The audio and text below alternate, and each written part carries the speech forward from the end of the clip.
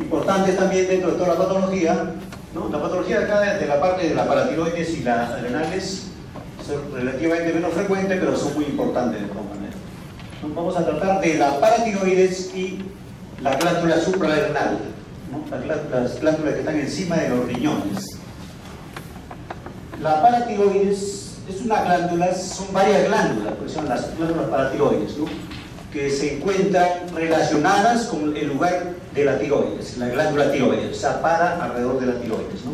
Vamos a hablar un poco sobre la anatomía, biología, histología, el cuadro de hiperparatiroidismo y el cuadro de hipoparatiroidismo, o sea, dos conceptos, ¿no? Y algunas lesiones que nos relacionan, que no tienen efecto endocrino de la paratiroides.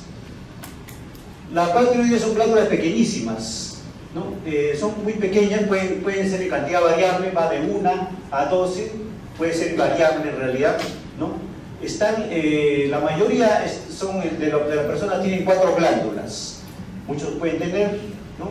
7, el 3 a 13% pueden tener 5 más glándulas, o sea, la cantidad exacta no está bien establecida, pero siempre la mayoría tiene sus 4 glándulas, 2 arriba y 2 abajo, o sea, ubicadas relacionadas con la glándula tiroides. En cuanto al origen de las glándulas, se originan básicamente las superiores, en el cuarto, quinto, hasta el cuarto, quinto, en el inferior, se originan las superiores del saco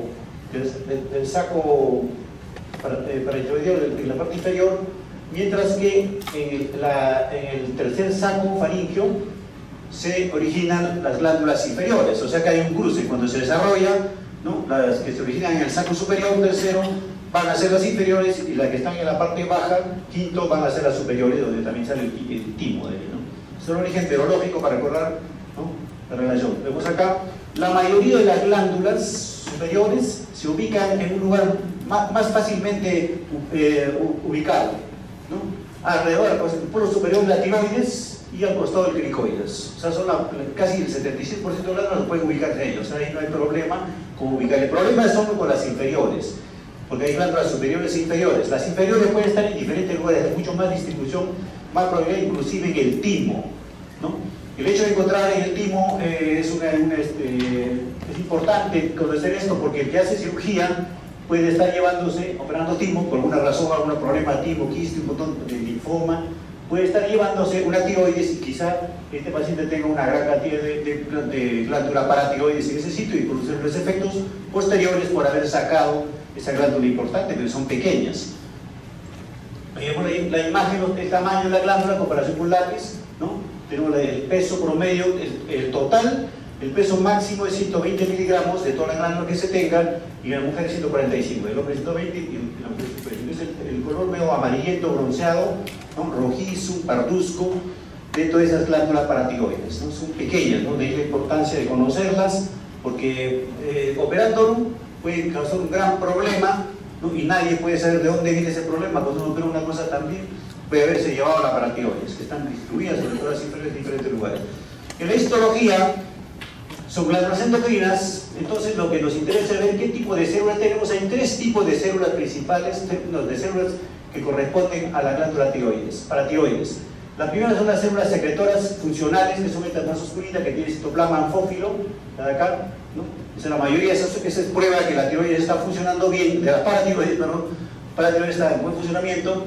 Otro grupo de células son estas células más claras, que tienen citoplasma, tienen un poco de glucógeno, que se conocen como células de agua clara. Son también células funcionales, pero en este caso están relegadas por mientras, o sea, están en reposo. Y las otras células, que las ven ustedes a la derecha, son las células oxifílicas, que como los citoplasmas están llenos de mitocondrias, se tiñen un poco más intenso con la hematocilina y eosina, y se ve así de ese tipo. Estas células son menos activas, las oxifílicas prácticamente son menos activas que las células principales, que son estas que están acá. Las células están activas, ¿no? No son claras, no son tan granulares como esta que está acá. Son los 3 tipos de células cuya función principal en sí de todas las células estas, pero la que más producen son principales, es la producción de la paratormona. Entonces la paratiroides se va a manifestar a través de su hormona paratormona. La histología, la glándula paratiroides tiene grasa y tiene células productoras, células funcionales, ¿no? Tradicionalmente se acostumbra decir que 50% grasa, 50% de células, pero en realidad esta proporción varía con la edad. A medida que hay más edad, hay más grasa, ¿no? Y a medida que es más joven, hay más celularidad de la glándula. Que tenemos una persona joven, 50-90% de células, un gran porcentaje de células, mientras que hay mucha grasa. En la parte del adulto, mucha grasa. Inclusive vemos acá una cosa roja, que también son nódulos de las células oxifílicas, ¿no? O sea, eso más frecuentemente se ve acá con el paciente con edad, se ve grasa y células poco activas, que son las células oxifílicas. Ahora, el hiperparatiroidismo es la función exagerada, aumentada de la glándula paratiroides, por lo tanto es el efecto de la paratormona, ¿no? La paratormona es la causante de todos estos cuadros, debido a un incremento en el funcionamiento de la paratiroides. Puede ser primario, secundario, terciario. ¿Y cuál es el concepto? Primario es cuando el problema se origina ahí, en la misma paratiroides. Cuando es la paratiroides la que produce un incremento de la hormona paratormona sin ninguna respuesta, sin ninguna causa, sin ninguna reacción a nada, ¿no? Entonces se produce un incremento de la paratormona y esto va a dar consecuencia. ¿Qué hace la paratormona? La paratormona, la función clave, principal, es controlar el nivel calcio de la sangre. Solo es eso, o sea, en la glándula hay un sensor de calcio, o sea, según cómo esté el calcio en la sangre, va a reaccionar la paratormona, la paratiroides, produciendo paratormona. Si el calcio baja, entonces es un problema, puede haber problema con el paciente, corazón, músculo, un montón de sitios neurológicos. Si el calcio de la sangre baja por uno que otro motivo, responde rápidamente a la paratiroides produciendo paratormona para que sube el calcio de alguna manera. O sea, emplea el mecanismo para que ese calcio se reponga en la sangre a nivel normal. Si el calcio sube, entonces la paratormona disminuye para que por sí solo se vaya bajando el calcio de la sangre. Entonces, todo tiene que ver con el calcio sanguíneo. Si existe un tumor, una causa primaria de producción exagerada de paratormona en la paratiroides, va a actuar directamente en el calcio, ¿no? El calcio de la sangre, ¿no? La paratiroides actúa en el calcio. Si hay más paratormona, va a subir el calcio. Donde sea saca calcio, pero sube el calcio en la sangre. Va a activar los mecanismos de elevación de calcio en la sangre, en el suero, en la sangre periférica. Ahí tiene que subir, de donde sea lo va a sacar por efecto de la paratormona. Entonces, al final tenemos calcio elevado, pues normal, los inicios, pero primero se eleva la paratormona. Y el efecto posterior, con el efecto, se va a tener un calcio elevado.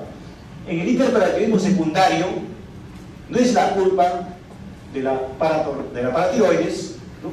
Simplemente la paratiroides reacciona ante un problema periférico, reacciona ante una baja de calcio. Como el calcio baja, entonces, ¿qué hace la paratiroides? ¿No? Al ver el calcio bajo, estimula, aumenta, funciona más para tratar de formar más paratormona y para que suba el calcio, porque los niveles de calcio deben mantenerse en los niveles normales, ¿no? Esto, en tal lugar, entonces, tenemos un incremento de la paratormona reactiva, acá reactiva, porque hay una reacción a una pérdida. ¿Para qué? Para elevar el calcio. El calcio bajado. Todo comienza porque el calcio ha bajado. Entonces, esto es una consecuencia de una respuesta de la paratiroides, hay una subida. Entonces, es un hiperparatiroidismo porque está incrementada la paratormona. Puede o no ser suficiente y el calcio puede seguir bajo, ¿no? Porque ante este calcio bajo hay que sospechar que si está elevada la paratormona es de secundario o quizás lo normalice, ¿no? Entonces esa es la diferencia del primario y el secundario. En el caso terciario, ¿no? Simplemente es una producción autónoma, se parece al primario porque también la paratiroides se va a producir por sí sola, ya sin causa, ¿no? Va a comenzar a producir de forma autónoma la paratormona, pero como consecuencia de una enfermedad crónica, de un hiperparatiroidismo secundario, ¿no? A tanto de producir de forma de respuesta, después se queda sola produciendo sin necesidad de que haya un estímulo, entonces ya cambia y se convierte en un productor autónomo de paratormona, pero como antecedente, ¿no? De un mantenimiento sostenido, de una producción reactiva, ¿no? Entonces en este caso también va a haber, en los tres va a haber un incremento de la paratormona, ¿no? Y en acá también va a haber un incremento del calcio, en la última. En el centro, en las secundarias, que todavía podemos encontrar calcio bajo o normal inclusive, ¿no? O sea, es más difícil que encontrar calcio alto en la segunda, porque aquí el problema inicial siempre ha sido el calcio bajo. ¿De dónde habrá bajado el calcio? Hay varios problemas y patologías que van a dar lugar a que baje el calcio y responda y dé lugar a la respuesta de la paratiroides. La clínica de la... es raro, o sea, en realidad el hiperparatiroidismo clínico es raro, produce molestias, no se dan cuenta, el paciente puede ser, el médico no se da cuenta, pasa el tiempo, cuando ya llega un caso grave, un caso de una sospecha, se hace análisis y se descubre que tenía un problema de paratiroides, calcio elevado, un hiperparatiroidismo. Cuando el caso ya es más extremo, más avanzado, más serio, aparecen los síntomas. Los síntomas principalmente se deben a síntomas gastrointestinales, todo lo que tiene que ver con el calcio. Síntomas gastrointestinales, ahí tenemos los cálculos biliares, más calcio, más secreción de calcio, mayor formación de cálculos, úlceras pépticas, pancreatitis, estreñimiento, ¿no? Problemas del calcio a nivel de la musculatura intestinal, ¿no? Un estreñimiento, o sea, son respuestas de un problema a nivel intestinal. A nivel de huesos, el calcio, ¿de dónde saca el calcio? La paratiroides y la paratormona, ¿de dónde lo sacan para llevarlo a la sangre? Lo sacan del hueso. Entonces el hueso se va pelando, va terminando, va reabsorbiéndose la cantidad de calcio, se va yendo a la sangre el calcio, entonces va a terminar al final con fracturas osteoporosas. Entonces, para los síntomas típicos de una decalcificación de los huesos, porque ese calcio se va, por culpa del incremento de la función paratiroidea, se va a la sangre, porque la idea es mantener la sangre con el calcio normal, de donde salga, de donde sea lo saca. En el tracto urinario, un incremento de la paratormona da lugar a una excreción aumentada de calcio. ¿Por qué? Porque hay más calcio en la sangre, por lo tanto, hay más calcio disponible en la circulación y hay más calcio en el tracto urinario, mayor formación de cálculos, mayor formación de litiasis. Y aparte de esto, mucho calcio en la circulación, mucho calcio en la sangre, se filtra en los riñones, se precipita en diferentes tejidos, en las arteriolas, en el intersticio del riñón, y se produce también la nefrocalcinosis. Por un lado, se bota más calcio en la orina, más cálculos, y segundo, que hay una nefrocalcinosis debido a un incremento de calcio en todo el tejido renal. Dadas las molestias principales del riñón.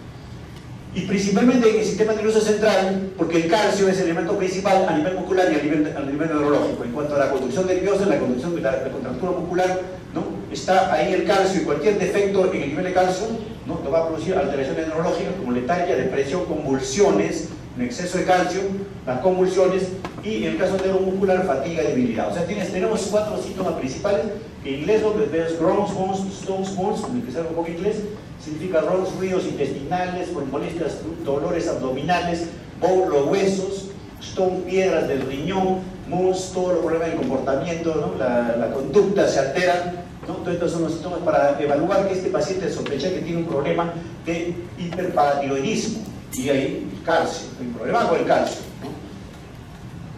En el laboratorio de la hipercalcemia tenemos una PTH sérica intacta, ¿no? O sea,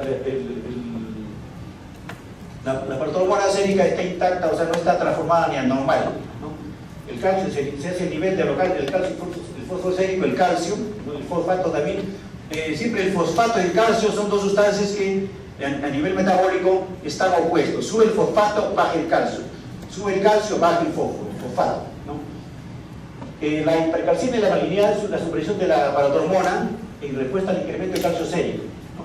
O sea, se suprime, si hay un calcio sérico incrementado, entonces ese calcio aumentado suprime la producción de la paratormona como respuesta, ¿no?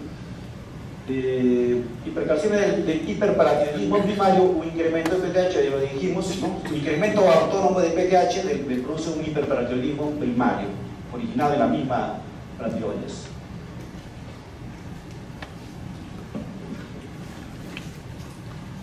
Ahora, causas patológicas de hiperparatiroidismo primario, ¿no? O sea, ¿por qué puede estar funcionando mal esta paratiroides, ¿no? Sin que sea una cosa de respuesta externa, nada, que la falla sea de la paratiroides? Las 3 causas principales, ¿no? Son el adenoma, la presencia de un tumor, la formación de un tumor. Ya sabemos que son varias paratiroides, varias glándulas. Entonces, en una de ellas, de casualidad, aparece un tumor benigno, pero es productor, ¿no? Crecen las células, de manera tumoral, un tumor de células secretoras, ¿no? De todas estas células que secretan paratormona, y esto se llama adenoma. Generalmente el adenoma es solitario, es lo más frecuente, ¿no? Sería mucha coincidencia que en todas las glándulas le aparezcan los 2 o 3 o 4. Mucha coincidencia, raro, más raro, pero puede ocurrir. O sea, si uno habla de tumor generalmente aparece en una de las glándulas. Apareció ahí, se destacó un tumor y comenzó a desarrollarse y se produce un exceso de hormona. La segunda causa es el 85-90% de la primera causa. La segunda causa es la hiperplasia. La hiperplasia es un crecimiento funcional nada más. La glándula crece, por lo tanto funciona más, crece, se multiplica en sus células, toda la glándula de forma general, como es una glándula más grande nada más, entonces va a producir más cantidad. Y si hay hiperplasia, ¿no?, significa que el problema es general, es reactivo, lo más probable. Entonces cuando uno tiene hiperplasia, realmente se relaciona con varias glándulas, con toda la glándula prácticamente, porque es una hiperplasia, una respuesta general a algo. El tumor, el tumor, el adenoma solitario, la hiperplasia, el adenoma, el tumor sí puede ser uno solo, único, ¿no? Y la tercera causa frecuente tenemos la neoplasia maligna, ¿no? Así como puede ser adenoma benigno, también puede ser un adenocarcinoma o una carcinoma de neoplasia invasiva maligna, que también puede producir hormona y también es primática. O sea, tres causas diferentes, de las cuales la más frecuente es la adenoma, ¿no?, que ocurre en una sola glándula, ¿no? La mamografía es el método diagnóstico de la tiroides, de la paratiroides. En este caso la paratiroides emplea una sustancia llamada Tecnetium 99-MS, Stabivi, un radionucleótido, se aplica para ver dónde marca, ¿no? Y al final tenemos acá la imagen y aquí tenemos ya detectada una glándula, a diferencia de que las glándulas están de tamaño normal, una más grande. Entonces nos hace sospechar cuál es el problema acá. Podría ser hiperplasia, no, porque es una sola, puede ser un adenoma y puede ser un cáncer, ¿no? Ante la imagen podría ser un cáncer o un adenoma, pero tenemos una sola. Pero hiperplasia no, porque hiperplasia es un cambio reactivo donde todas tendrían que estar aumentadas, como por ejemplo varias por lo menos, ¿no? Tenemos ahí varias imágenes de adenomas de paratiroides. Todas estas se relacionan con gran cantidad de células paratiroideas, por lo tanto mayor aumento un incremento de la paratormona, ¿no?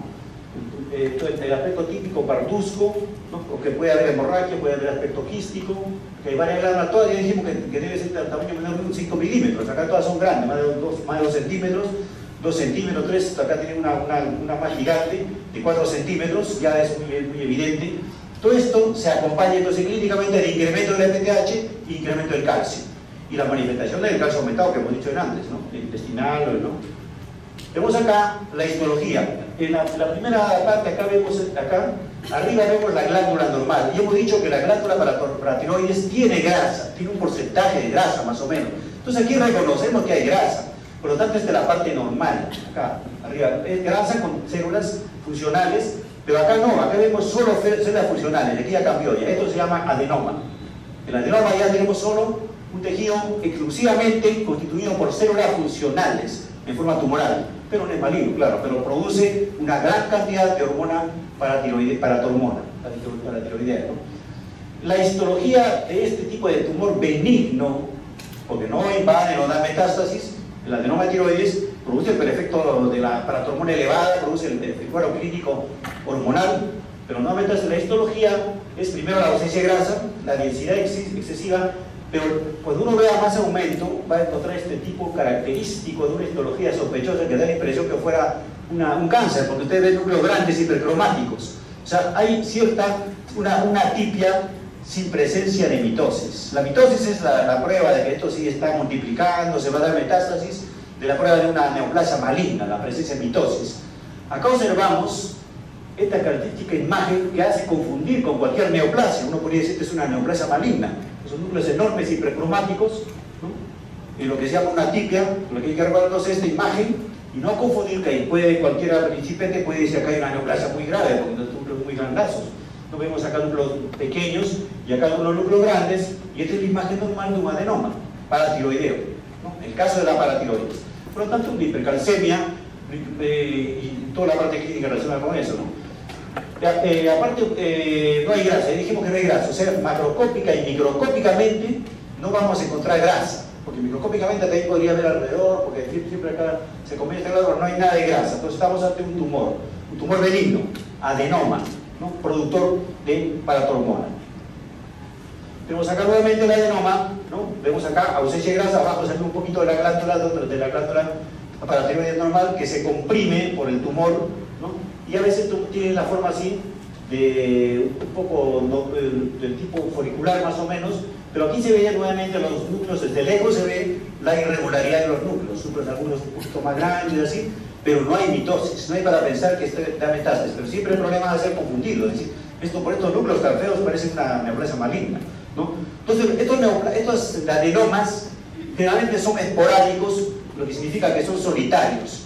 Aparece tanta glándula que puede tener 4 a 12, en alguna de ellas aparece y crece y aparece un tumor que se detecta por la camografía, ¿no? Entonces, la imagen va a ser sin característica y ya con eso se sospecha y se concluye, ¿no?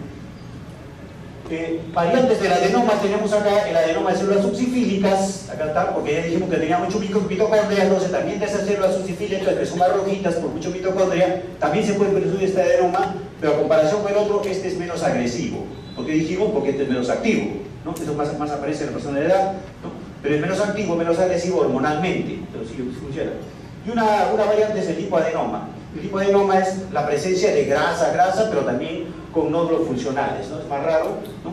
Pero todos al final, todo es la presencia de un adenoma que produce paratormona y por lo tanto un cuadro clínico de aumento del calcio, de hiperparatiroidismo primario, ¿no? Entonces la causa del adenoma, dijimos el más común, acá está, de células principales, los succifílicos que hemos dicho que son menos incomunes, tienen menos problemas, la hipercalcemia es menos severa porque no son tan funcionales esas células oxifílicas, ¿no? Las glándulas inferiores presentan el adenoma con mayor frecuencia que las superiores. O sea, el porcentaje es importante. ¿Eso por qué? Porque las operaciones quirúrgicas, ¿no? Generalmente abajo en el timo o alrededor, ¿no? uno puede confundir, no se da cuenta que por ahí puede haber una pequeña glándula o una glándula de paratiroides, ¿no? Entonces, y ahí puede ubicarse con diagnósticos de ese tipo de lesiones, ¿no? Donde puede haber más cantidad de problemas de paratiroides. 85% de adenomas identificados cerca de posiciones anatómicas normales, la mayoría están arriba, en la parte al costado de la tiroides, ¿no? Y el resto, acá está, mediastinal, intratiroideo, dentro de la tiroides, adentro, ni siquiera en los alrededores, dentro de la misma glándula tiroides, y muchas veces el cirujano tiene que operar tiroides. Se tiene que irradiar la tiroides para un problema tiroideo que ustedes ya lo han visto en la clase pasada, entonces ahí se puede afectar la paratiroides, ¿no? Pericardio y corazón, ¿no? Niveles diferentes, en el nervio vago o el áculo de la mandíbula, pues puede haber paratiroides ahí y dar la explicación del cuadro clínico de hiperparatiroidismo. También el adenoma esporádico tiroides, la mayoría es relacionado con esto, pero el problema principal puede estar a nivel de la herencia, a nivel genético, de este adenoma, de este tumor, por qué aparece este estímulo, por qué crece este tumor, relacionado en muchos casos a la mutación en el cromosoma, una alteración en el cromosoma 11 con una translocación. En el cromosoma 11 se ubica en otro sitio cerca al gen que produce la ciclina D1. La ciclina D1 es la sustancia que estimula la multiplicación de las células, y aquí entonces se potencializa la formación de mayor paratormona en este caso, ¿no? y la multiplicación celular por esta mutación, ¿no? El 40% de adenomas sobreexpresan ciclina D1, o sea, hay un problema genético ahí a nivel de un cromosoma que ha producido un estímulo, un incremento de la multiplicación celular de paratormona, ¿no? Eso es la causa relacionada. El linfoma, hay un linfoma que tiene una translocación 11-14, este linfoma, que es el linfoma de células de manto, se asocia también a este problema, y coincidentemente en este linfoma se encuentra esa translocación, ¿no? Y se asocia a un problema también de hiperparatiroidismo. Dos cosas totalmente diferentes, pero que van juntas, van generalmente acompañadas. Un linfoma de células de manto, que es la neoplasia de linfocitos, ¿no? Con cierta morfología, pero que se descubre que este linfoma tiene también esta translocación, ¿no? Y ahí tenemos un cuadro también de hiperparatiroidismo con hiperplasia, o sea, no, adenoma, ¿no? Estamos hablando de adenoma principalmente. La neoplasia endocrina múltiple es un síndrome también genético, ¿no? Que se acompaña de una serie de neoplasias endocrinas, pero de la neoplasia de paratiroides es la más frecuente. La manifestación más importante de una NM1, de la neoplasia endocrina múltiple, es la producción de lo que se llama adenomas de la paratiroides. Un hiperparatiroidismo es el cuadro más frecuente, cómo se manifiesta este tipo de alteración de neoplasia endocrina múltiple de tipo 1 y tipo 2. Tenemos acá la segunda causa. Ya hemos hablado del adenoma, que es uno único. Otra cosa es la hiperplasia. Las glándulas, varias glándulas han desarrollado, entonces aparentemente esto es una cosa reactiva, no va a poner de que todo junto de la nada va a crecer, ¿no? Uno puede ser esporádico, pero cuando todos están o varias glándulas crecen, algo está causando esto, o sea, puede ser secundario, ¿no? Esto se llama el problema primario, porque ahí va a producir la hormona, Pero ¿por qué se produce este cuadro, esta hiperplasia, este crecimiento de todas las glándulas, ¿no? De varias glándulas? Eso ya se llama hiperplasia, no es tumor. Todas están más crecidas por mayor estímulo. Estamos acá, ¿no? Las cuatro más frecuentes anatómicas son varias glándulas crecidas, ¿no? Y digamos, si queda algo de tejido paratiroideo por cirugía, se requiere calcio y vitamina D. Es el caso de una operación de las hiperplasias. Tratamiento de hiperplasias también es operar. Tenemos acá la imagen, ¿no?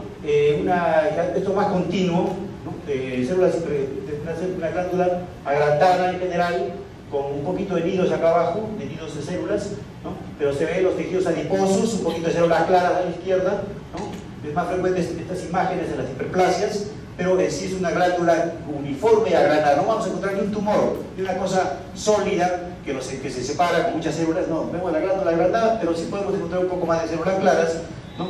Y sobre todo el tamaño de todas las glándulas agrandadas, ¿no? Bueno, y la tercera causa es el carcinoma.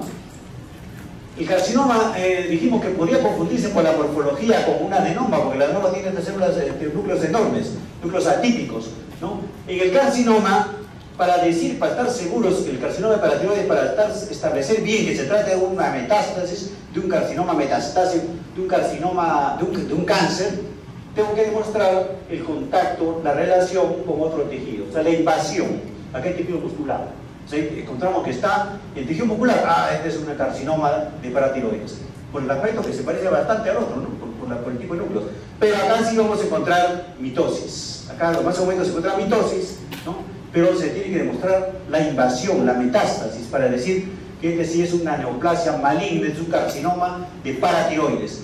Este carcinoma no es tan grave, ¿no? Un gran porcentaje de casos pasa los 10 años de sobrevida, entonces solo por eso se puede ir vigilando y apenas se detecta la posibilidad de metástasis se hace la intervención completa, ¿no? Entonces pero de todas maneras es un carcinoma porque da metástasis y hay que demostrarlo. Aquí vemos los músculos, ¿no? Invadida por neoplasia, de la célula principal es carcinoma, ¿no?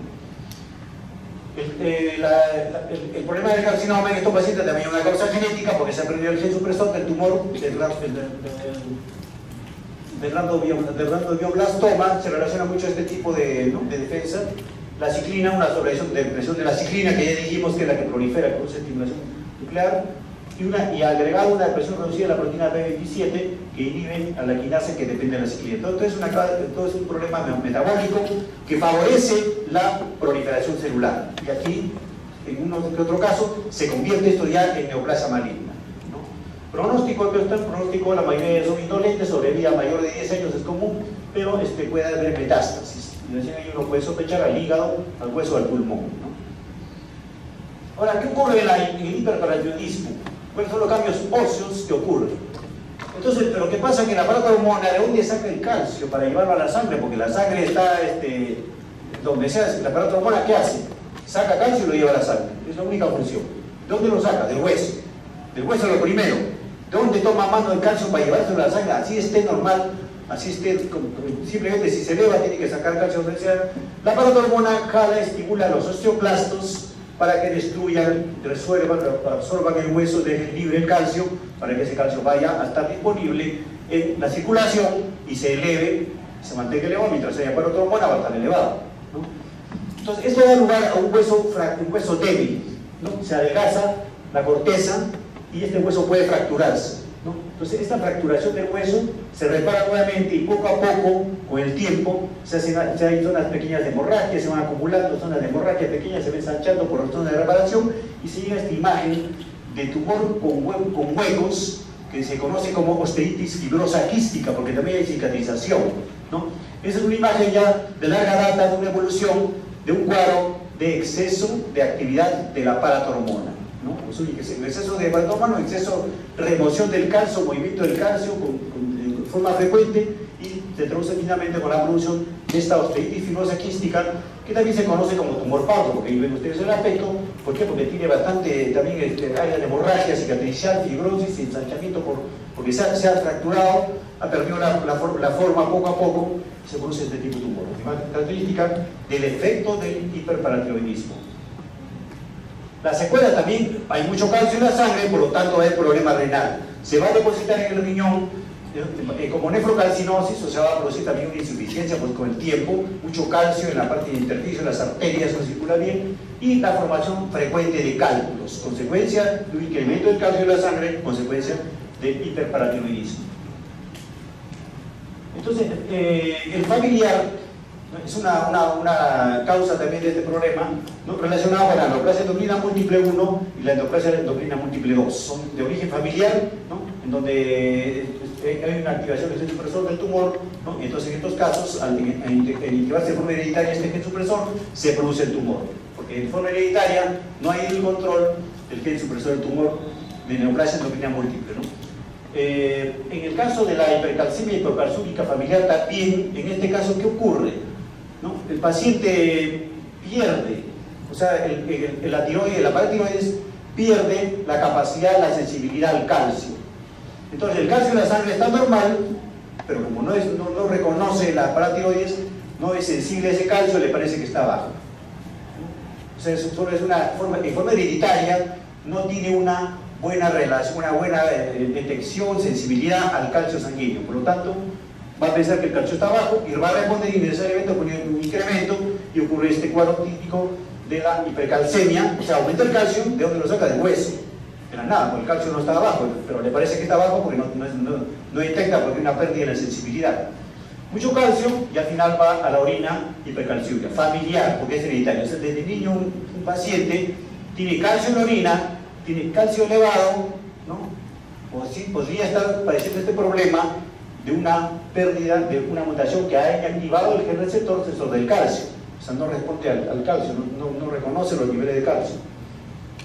En la operación de la cirugía de una paratiroides, uno a primera instancia entra, ve un tumor, lo más probable es que puede ser un adenoma de repente, pero también puede ser hiperplasia. Entonces el cirujano entra y opera y saca el primer tumor, y también puede equivocarse porque puede ser que sea tigmo, operado tiroides, otra cosa, no tiene un aspecto tan definido en la macroscopía, ¿no?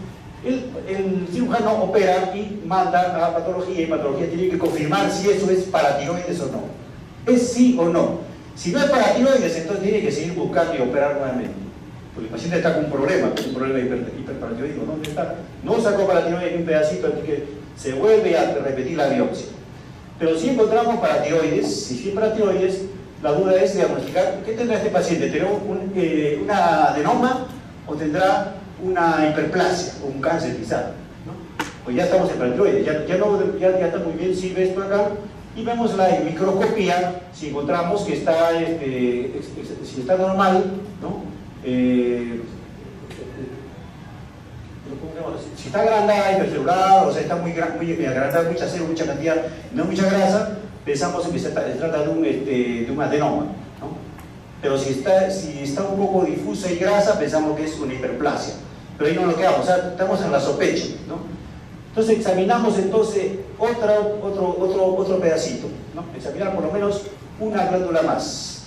Una glándula más, porque si solo es la única que está tomada y no hay ninguna más acá, ninguna glándula más, ¿no?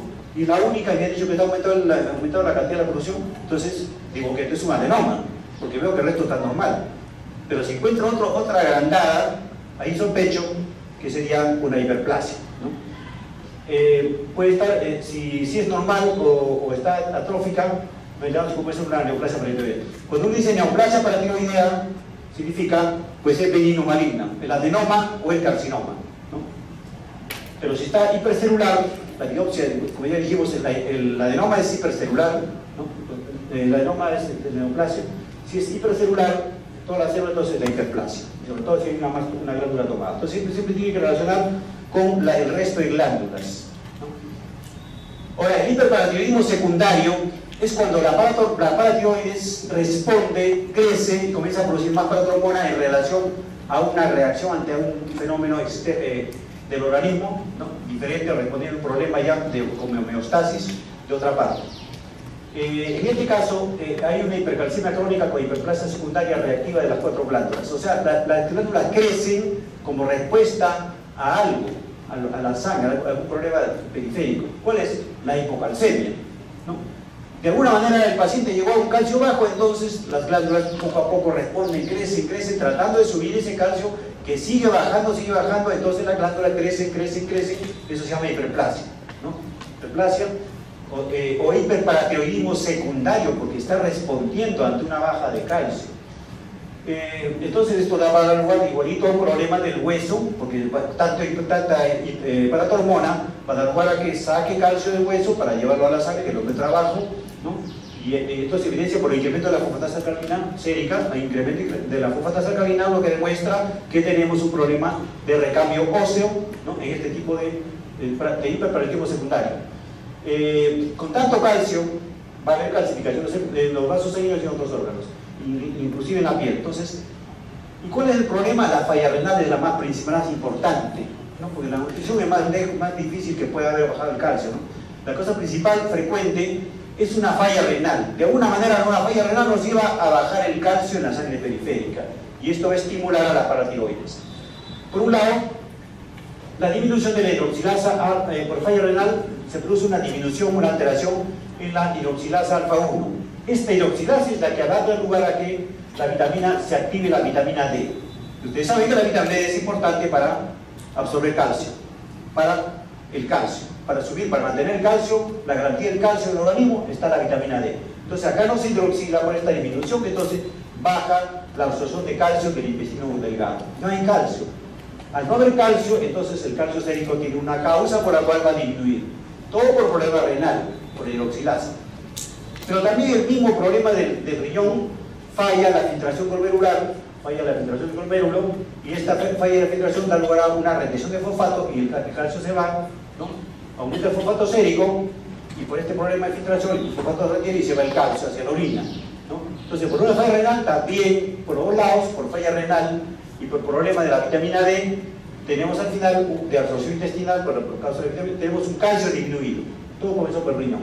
Calcio disminuido, y este calcio va a dar una calcificación disminuida. No hay calcio, entonces ¿de dónde saca el calcio? Los huesos. Entonces por sí solo ya va a dar un entorpecimiento del hueso del calcio, una calcificación disminuida, y aparte también un incremento de la paratormona, ¿no? ¿Qué hace la paratormona? Le quita el calcio a los huesos. Por un lado ya está abajo el calcio de los huesos porque no hay calcio en la sangre y no le llega calcio, al hueso no le llega calcio, pero la paratormona, al ver que hay poco calcio, estimula y ve de dónde lo saca, y lo saca también del hueso, ¿no? Entonces hay un aumento de la resorción ósea por la paratormona, y tenemos al final el mismo problema de una osteofibrosis quística, ¿no? Que es el producto final de esta jalada de bastante calcio de los huesos.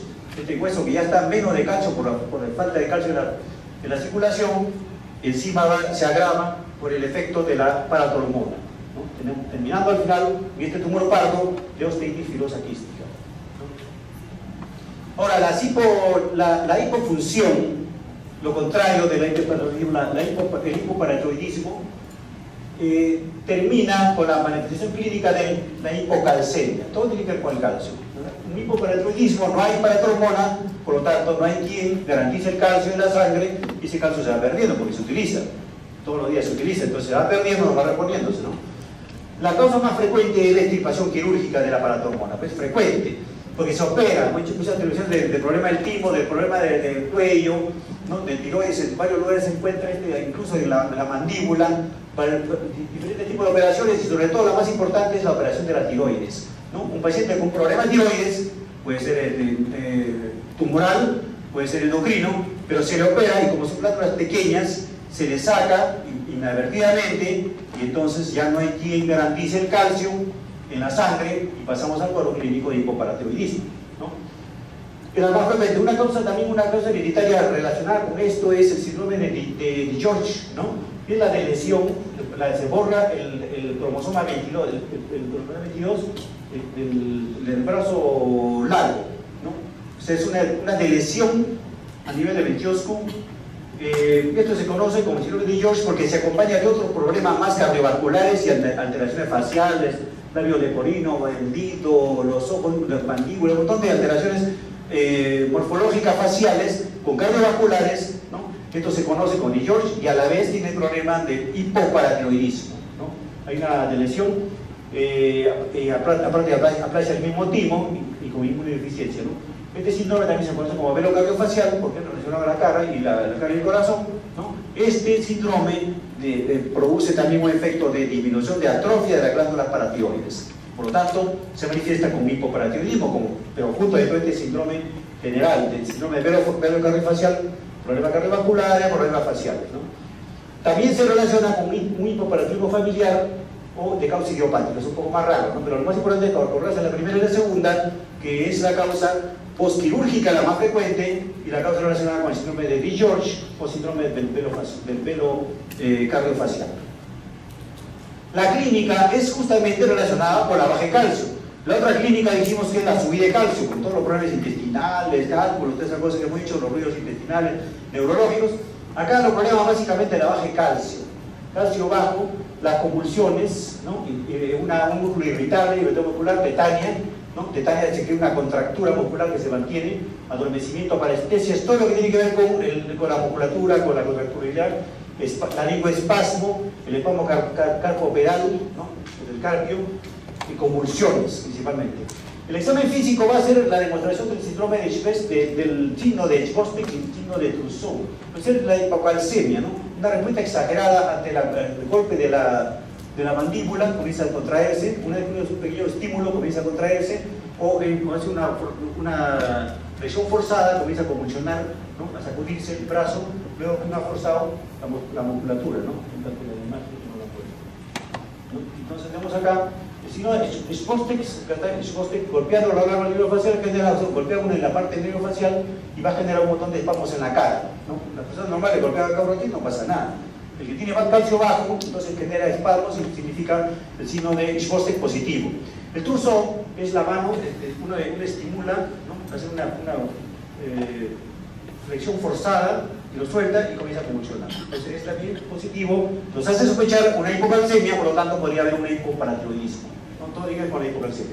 La parte mental, definitivamente el calcio de microtecuesta, inestabilidad, ansiedad, depresión, enfermedad ocular, ¿no? Calcificación de los lentes, calcificación y cataratas frecuentes, y el electrocardiograma también, porque tiene que ver con la contractura cardíaca, ¿no? El electrocardiograma, tomarle un electrocardiograma confirma también la presencia de una prolongación de la variación QT, ¿no? De la onda T final y la variación QRS, T se prolonga, se separa la repolarización a nivel cardiovascular, ¿no? Aparte de desarrollo mental, todo tiene que ver con el calcio, una alteración del desarrollo mental, si la hipocalcemia ocurre durante la niñez, ¿no? El calcio es importante para los dientes, ¿no?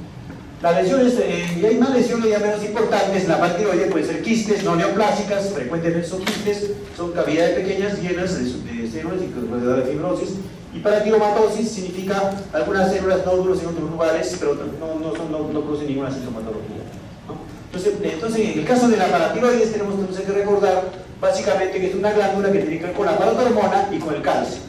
Y a recordar que tenemos la primaria, la secundaria y terciaria, y cuál es la que tiene calcio más bajo, la secundaria, porque es producida por la hipocalcemia por problema renal, fístula quística, todo esto.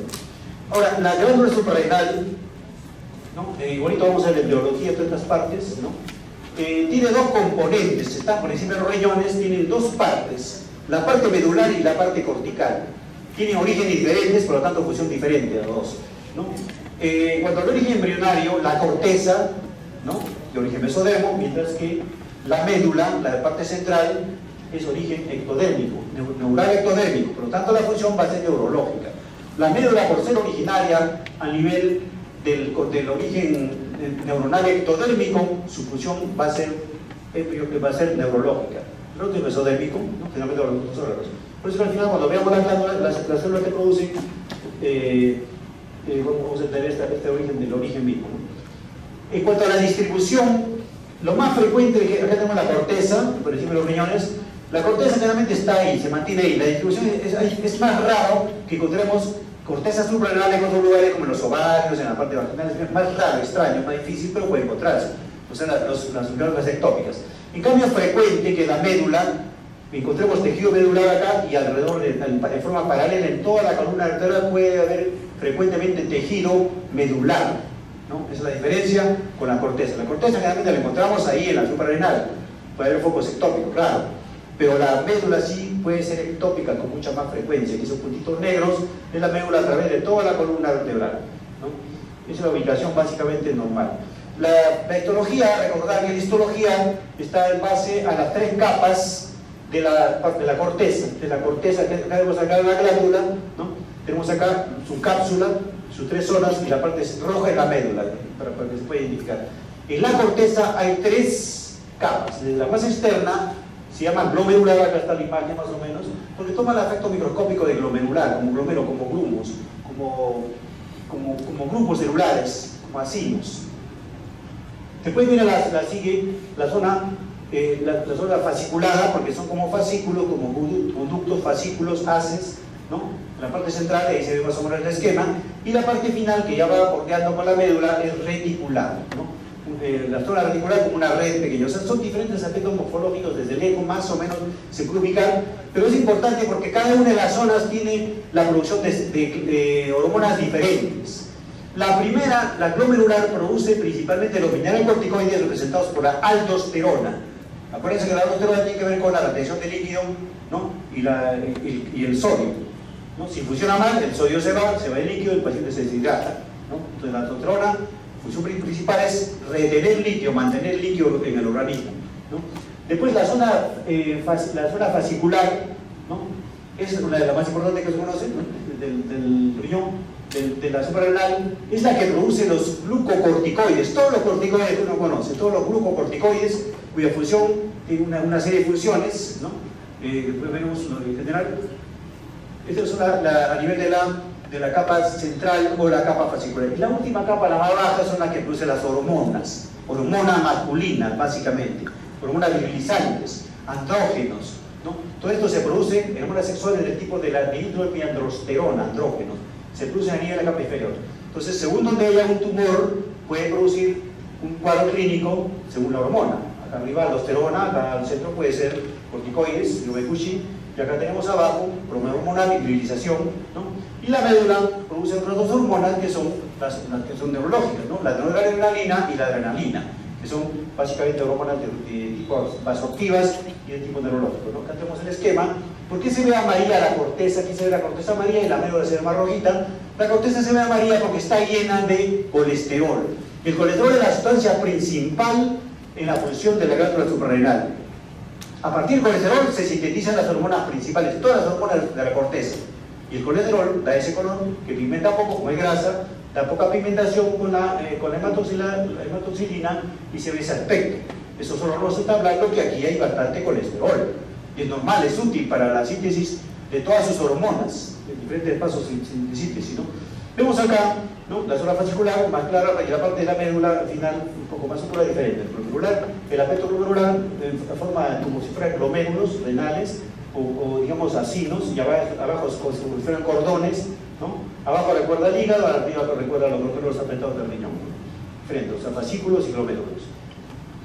Entonces, igualito como en la suprarrenal, en la paratiroides, acá también hay lesiones no neoplásicas y lesiones neoplásicas. Lesiones no neoplásicas comunes que puede haber es heterotopia, o sea, que aparece en otros, ya dijimos al comienzo, ¿no? Que aparece en otros lugares que no sea la glándula, heterotopia. Nódulos corticales simplemente son nódulos, esto no es no neoplásicas, ¿no? O sea, no es una multiplicación celular. Un nódulo cortical, bolitas, aparecen en la suprarrenal, aparecen bolitas que confunden al patólogo, confunden al que hace una resonancia y va a pensar que son tumores.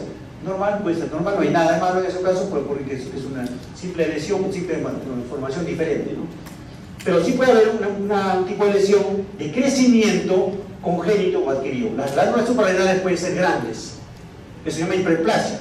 Hiperplasia que puede ser originada en el nacimiento, por una enfermedad de nacimiento, o adquirida por alguna causa. Han crecido, eso ya se llama hiperplasia, no es tumor, simplemente la glándula crece, ¿no? Realmente es simétrica, los dos lados. Los riñones crecen porque es respuesta a un fenómeno externo, a una causa genética, ¿no? El otro problema es la adrenalitis autoinmune y al final hemorragias, la tuberculosis, que tiene que ver también con la adrenalitis. Vemos acá el tejido heterotópico, ya hemos dicho, o sea que aparezca corteza en otros lugares, es raro, pero puede aparecer, ¿no? En un sitio más común, en el caso de la corteza hablamos, ¿no? Retroperitoneo, ¿no? Por detrás del peritoneo, y también puede ser plexo ciliaco, riñón, a lo largo de las espermáticas, ováricas. O sea que un paciente lo pueden operar digamos, si un paciente lo operan de la suprarrenal todavía le pueden quedar en otros lugares si tiene suerte, ¿no? Le pueden quedar en otros sitios, puede ser que tenga una ectopia y ahí todavía sigue funcionando por más que pueda haber sacado la glándula de arriba, ¿no? Básicamente esa es la ectopia en general. Aquí tenemos una imagen de dos testículos de un niño que fue operado por causas por herpes, ¿no? Se lo operó y aquí tenemos dos bolitas y al final resultó que estas bolitas estaban hechas de células de la suprarrenal, de la corteza suprarrenal normal, ¿no? Funcional, ¿no? Entonces es heterotopia, es una variante normal. Los nodos corticales vemos en la suprarrenal, vemos acá la corteza, pero hay nódulos que están hechos de la corteza igual. Son nódulos suprarrenales, pero no significa que sean adenomas, no están hiperfuncionales. No tiene ninguna repercusión, son pequeños nódulos, pero están en la superficie, pues se llaman corticales, salen hacia afuera, es normal también, no tiene que ver nada con enfermedad. Ahora, la hiperplasia, el incremento de la glándula, porque ahí vemos una glándula grande, ahí dice hiperplasia adrenal. La hiperplasia generalmente responde a una causa, así como en la paratormona, en la paratiroide respondía a una baja de calcio, aquí debe haber una causa por la cual ha crecido esta glándula, las dos glándulas, generalmente, ¿no? Y en el caso de la hereditaria, se relaciona con este problema el metabolismo del colesterol. Todo comienza acá con un problema con el colesterol en el que se hereda. Este paciente tiene deficiencia de la 21-hidroxilasa. De nacimiento, tiene una deficiencia de 21-hidroxilasa. Esta sustancia, enzima, es importante en la génesis de las hormonas de la corteza suprarrenal. Porque ya dijimos que todo comienza con el colesterol. Si nos pasamos por acá, el colesterol pasa a pregnenolona, la pregnenolona pasa a progesterona, y no se conoce la progesterona, ¿no? La progesterona es la precursora hacia los minerales corticoides, o sea, hacia la aldosterona. Pero para pasar, uno de sus pasos principales, el primer paso, es ayudar por la 21-hidroxilasa. Se hidroxila para pasar a deoxicorticosterona. Pero al estar bloqueado ya no pasa abajo. Se bloquea la vía porque no tenemos acá esta sustancia que favorece el pasaje de progesterona hacia hidrocortisona. Entonces la deficiencia de hidroxilasa produce una disminución de los minerales corticoides, porque no pasa, la progesterona se queda. Por lo tanto, si hay progesterona, se va quedando como progesterona y abunda este sustrato, así que la decisión es ir mejor para el otro lado. La progesterona puede convertirse en 17-hidroxiprogesterona, que es la precursora de los glucocorticoides. Los corticoides de la corteza, los glucocorticoides, ¿no? Todas estas sustancias causantes de Cushing. Pero igualito, para que se produzca la 17-hidroxiprogesterona, para que pase el glucocorticoide, requiere nuevamente acá la 21-hidroxilasa. Por lo tanto, tampoco se convierte y tampoco va a haber glucocorticoides. Ya tenemos una manifestación de una disminución de aldosterona, de una disminución de glucocorticoides debido solo a un bloqueo por la deficiencia de la 21-hidroxilasa. Entonces, tanto se está quedando acá la progesterona que pasa para acá, y al final, esto todo se va a androstendiona. Ahí no hay bloque y ahí, como ahí me dio una oferta de progesterona, como un caño que se cierra acá, hay más agua para el lado derecho, y todo se va hacia hormonas sexuales masculinas y se va a producir un cuadro de virilización. Entonces, es una paciente, o un paciente varón o mujer, tiene enfermedad hereditaria de nacimiento, un niño, un bebé, nace con una deficiencia de 21-hidroxilasa, va a manifestarse con una baja de mineralocorticoides, una baja de glucocorticoides y un incremento de hormonas sexuales masculinas. Si fuera hombrecito, no se puede notar mucho. Si fuera mujercita, se va a notar virilización de nacimiento. Sospechoso, y si le hacemos dosaje de las hormonas estas, vamos a encontrar una baja de mineralocorticoides, una baja de glucocorticoides, y si hacemos una resonancia magnética, una imagenología, vamos a encontrar un incremento o agrandamiento de las glándulas suprarrenales, ¿no? Hiperplasia suprarrenal congénita por deficiencia de la 21-hidroxilasa. ¿Qué ocurre con esto?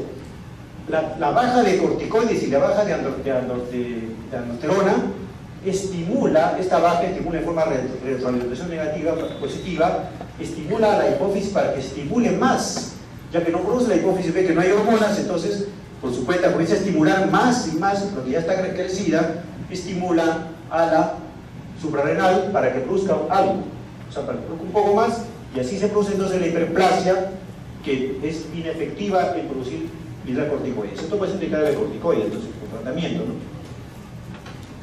Tenemos acá virilización pura.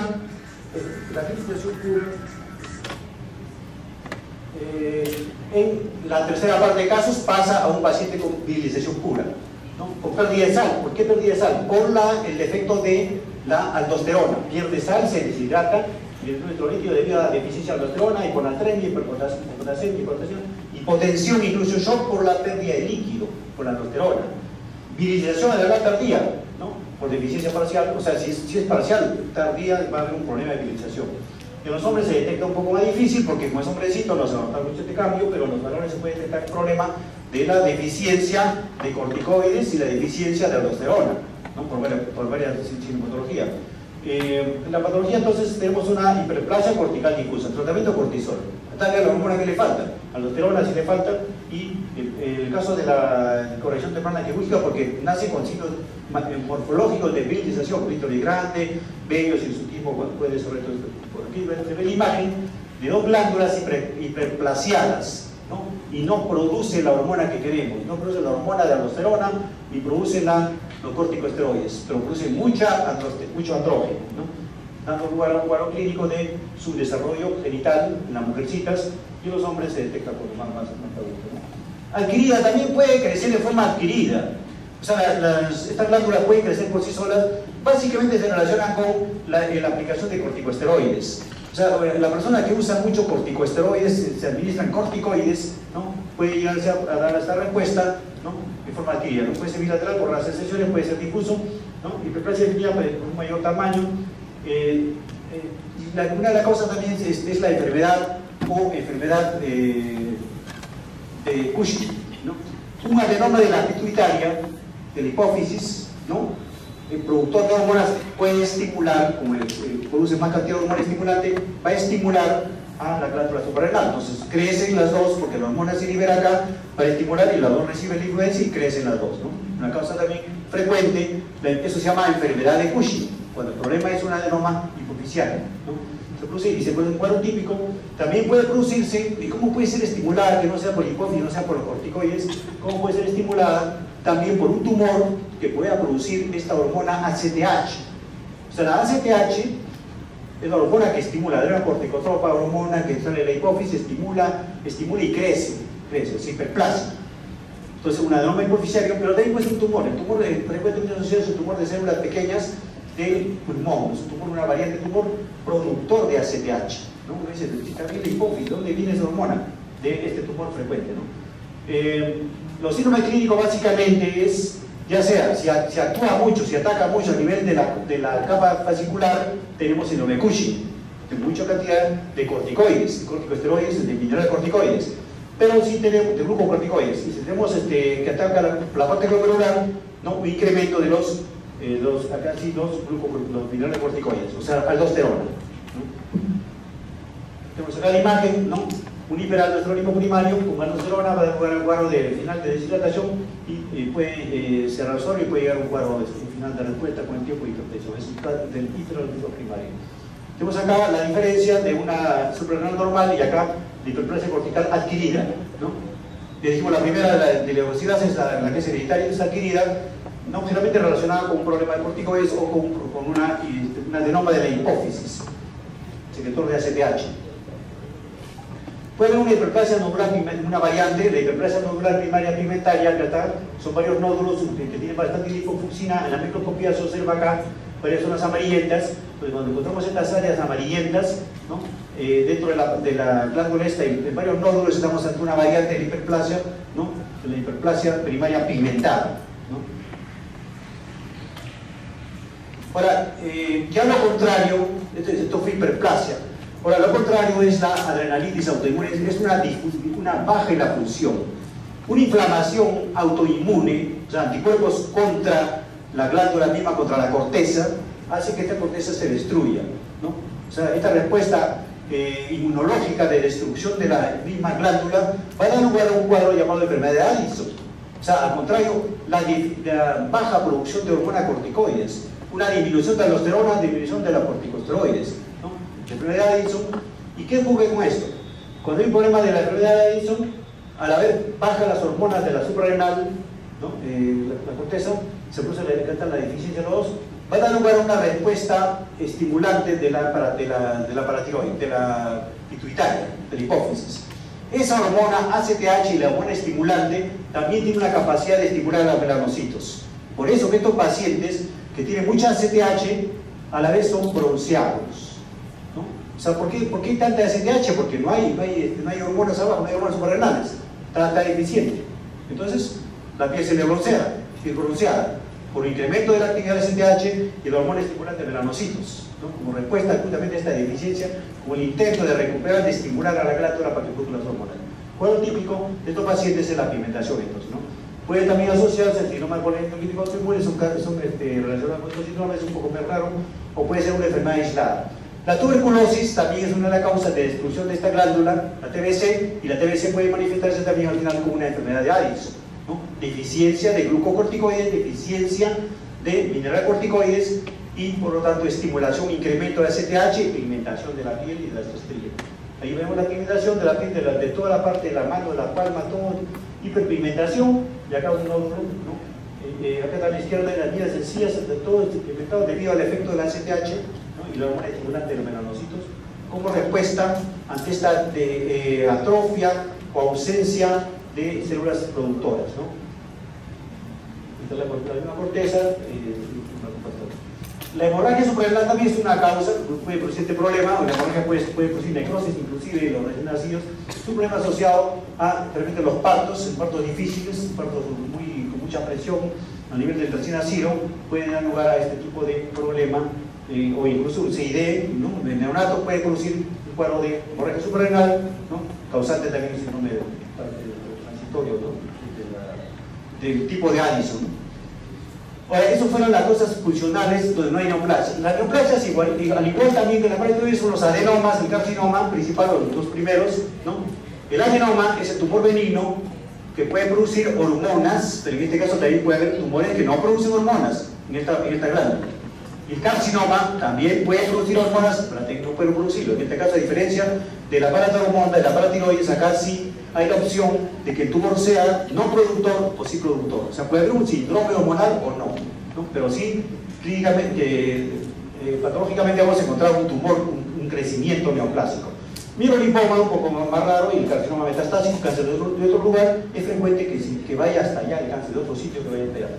El adenoma cortical es un tumor único, un tumor productor o no de hormona, pero está compuesto, y eso que usted va a ver en su práctica, está compuesto de células productoras, ¿no? Del tipo de la corteza, de la médula, no, de la corteza, de la zona fascicular o de la zona reticular. Según el aspecto uno puede sospechar que produce hormonas masculinas, corticoides o aldosterona, o que también puede ser que no produzca nada, no siempre produce. Color negro, la minoría debido al pigmento filipofucsina frecuente acá, ¿no? Acá está, no hay pulsión, puede ser un tumor silente, una masa que está creciendo y no pasa nada, un adenoma, pero puede ser que sí sea hipercorticismo, ¿no? Síndrome de Cushing, ¿no? O puede ser hiperaldosteronismo, que está produciendo esas hormonas, ¿no? Tenemos acá la imagen, esta es la corteza, vemos amarillito, como dijimos, la corteza, la parte roja de la médula, pero acá en la corteza hay un gran tumor, un gran adenoma, ¿no? Acá está densamente productor, ¿no? Tiene algunas áreas vacuoladas, ¿no? Y poca actividad mitótica, porque tenés un cáncer, bueno, una mitosis una que otra célula irregular, pero no es un cáncer, ¿no? Y el gran problema es decir si esto es funcional o no es funcional. Acá tiene siempre la probabilidad de que no sea funcional, ¿no? Puede ser que funcione, puede ser que no produzca hormona. Acá vamos a cortar la mitad con poca hemorragia, ¿no? La congestión, y aquí las células un poco más claras, ¿no? Un adenoma con mucha producción. ¿Por qué clara? Porque ya dijimos que mucho colesterol posiblemente sea funcional, porque tiene ahí la actividad hormonal manifiesta por el colesterol, o sea, debe estar produciendo, ¿no? Pero puede ser funcional o no puede ser funcional. Hemos sacado otro adenoma nuevamente, los adenomas con células claras, ¿no? Con bastante líquidos, pero sin actividad mitótica. O sea, esto es una neoplasia, pero benigna, simplemente puede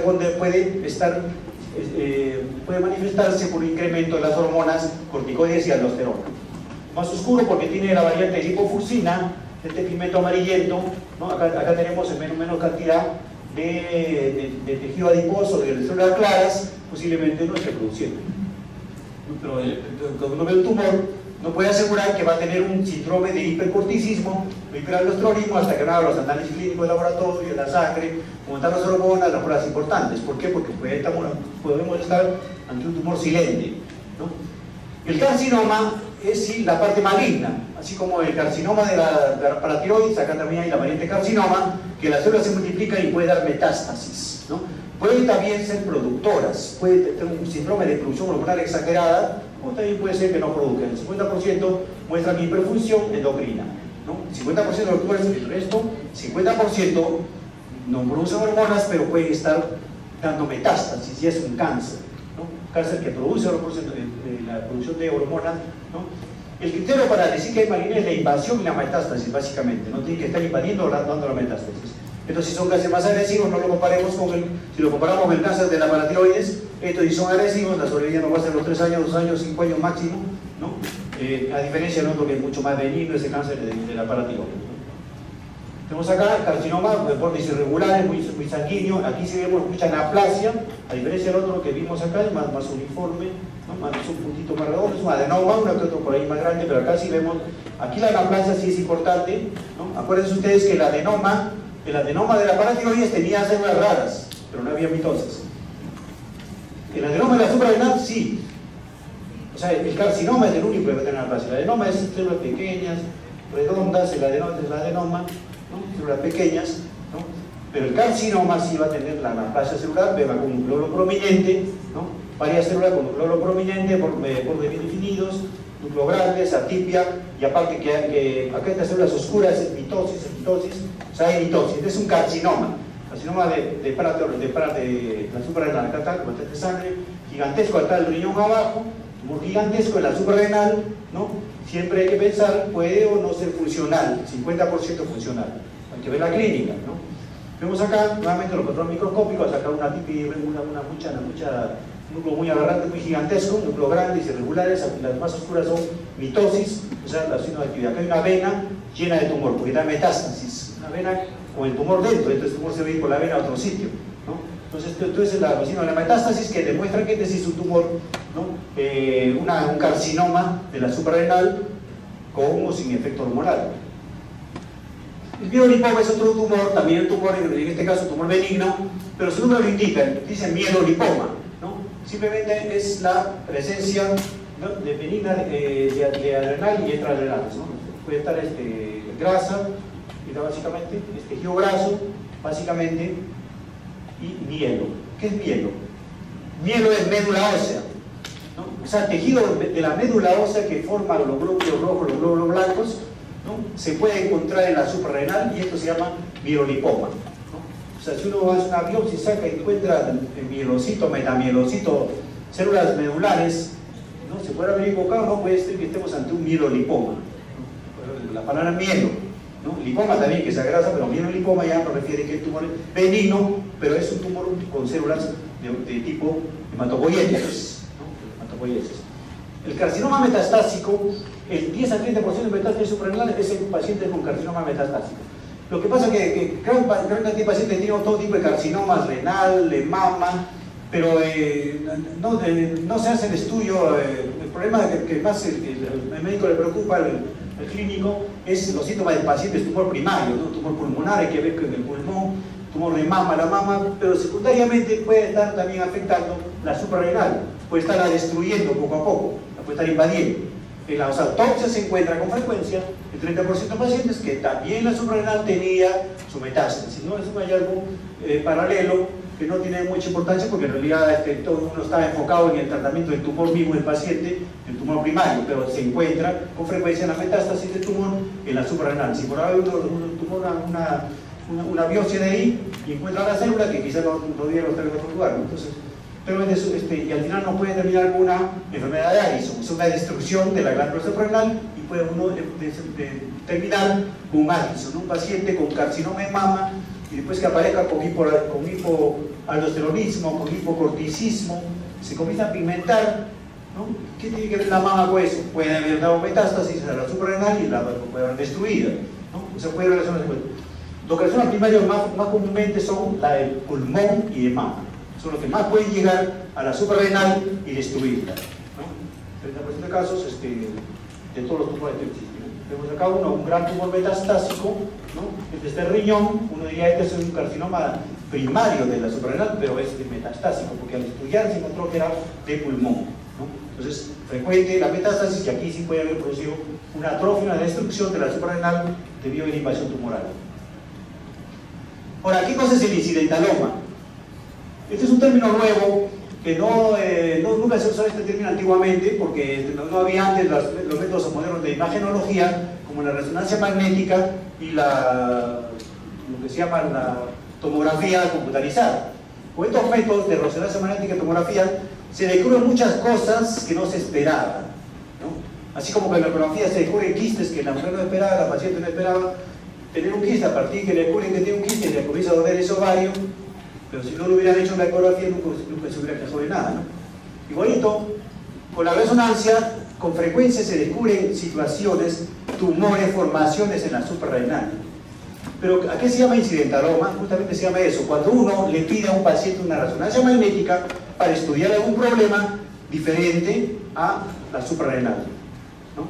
Y encuentro que tiene algo en la suprarrenal. Me informan, tiene una bolita, tiene un tumorcito en la suprarrenal, pero yo no esperaba nada de eso. Yo he pedido para otro estudio una apendicitis, quiero ver cómo está el vaso, o sea, le pido por otra causa, para nada pienso en la suprarrenal y me sale que tiene un nódulo en la suprarrenal y por eso no voy a cambiar mi diagnóstico. El enfoque clínico no era empezar en eso. El estudio imagenológico nos da que tiene una bolita, que tiene un tumor. A ese tumor se le llama incidentaloma. O sea, si se reúnen esas condiciones, ustedes tienen que catalogarlo de incidentaloma, ¿no? Cuando se reúnen, que se ha pedido con otra finalidad que aparte de una enfermedad suprarrenal, ¿no? Ese es un hallazgo casual. Entonces, digamos, no se puede incluir acá un síndrome sintomático dependiente de la suprarrenal que no se advirtió debido a una historia o examen físico inadecuado. Lógicamente, ¿no? O sea, pongamos un paciente que tiene el síndrome de Cushing, ¿no? El síndrome de Cushing es evidente en la historia clínica que la hipertensión, la espalda, todo típico del síndrome de Cushing, y el médico piensa, otra vez le pide, quiero investigar si tiene un problema del hígado. No, pero el médico no sabe, se ha descuidado una cosa tan simple que es el síndrome de Cushing, que tiene que ver con la suprarrenal. En ese caso no vamos a decir que es un incidentaloma, ¿no? Porque este médico pidió que está investigando, está investigando el intestino, a ver los ganglios, y resulta que tenía todos los síntomas de síndrome de Cushing y se encuentra una bolita en la suprarrenal, que puede ser un adenoma, que acusa el síndrome de Cushing, no va a ser un incidentaloma porque este médico no le pareció, ¿no? O sea, por eso se relaciona con un diagnóstico lógico, si la lógica hace pensar que no es ni un problema suprarrenal y de repente encontramos una bolita, un tumor. Eso sí es incidentaloma, ¿no? Entonces, para detectar esto, porque hay varios casos, ¿no? Tenemos acá un caso de la resonancia magnética, acá tenemos acá el centro, ¿no? Tenemos acá la imagen, un tumor, ¿no? De la suprarrenal acá, esta parte de acá, ¿no? Y en los tres cortes acá una masa, en este lado de acá, ¿no?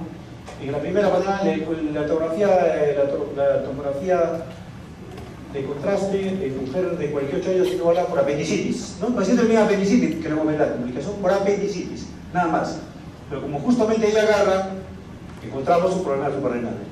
Nadie esperaba, y tampoco es interés, porque interés es sospecho apendicitis porque le duele por ahí alguna cosa, ¿no? Entonces ahí eso sí cataloga como un incidentaloma, ¿no? Esto es una masa heterogénea vascular de 4.5 con continuación de la tomografía 40 unidades y aclarado de medio de contraste 50%, feocromocitoma. Resultó que había un feocromocitoma, un tumor. ¿Qué cosa es el feocromocitoma? Un tumor de la médula suprarrenal.